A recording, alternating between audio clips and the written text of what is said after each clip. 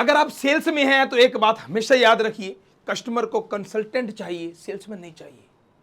अगर आप बस बेचने के लिए बेच रहे हो तो कस्टमर समझ जाता है कि आप उसको बेच रहे हैं, लेकिन जब आप जेन्युइनली गाइड करते हो तो कस्टमर को अच्छा लगता है। जैसे कि आप उनको ऐसा कह सकते हैं कि मान लीजिए अलग अलग क्लाइंट है, हर किसी को आप एक ही बात मत बोलिए। आप उनको ऐसा कह सकते हैं कि सर आपके केस में यह ऑप्शन बेटर रहेगा, और अगर आप चाहें तो मैं दो ऑप्शन बता रहा हूं, दोनों में से आप कंपेयर कीजिए और आप अपने अकॉर्डिंगली देखिए कि कौन सा बेटर रहेगा। जब आप उनसे इस तरह से बात करते हैं तो कस्टमर आपको एक एडवाइजर की तरह मानता है, कस्टमर आपको एक कंसल्टेंट की तरह मानेगा, और कस्टमर को ऐसा लगेगा कि वो मुझे बेचने के लिए फोर्स नहीं कर रहा है या खरीदने के लिए फोर्स नहीं कर रहा है, बल्कि मुझे गाइड कर रहा है, मेरे सामने विकल्प रख रहा है और मुझे बता रहा है कि मेरे लिए क्या ऑप्शन बेटर रहेगा। तो याद रखिए, अगर सेल्स में कामयाब होना है तो बिल्कुल डेस्परेट सेल ना कीजिए और एक कंसल्टेंट बनिए, गाइड कीजिए, तब देखिए आपकी सेल कितनी बढ़ती है। सेल्स की इसी प्रकार की बेहतरीन और पावरफुल टेक्निक्स के लिए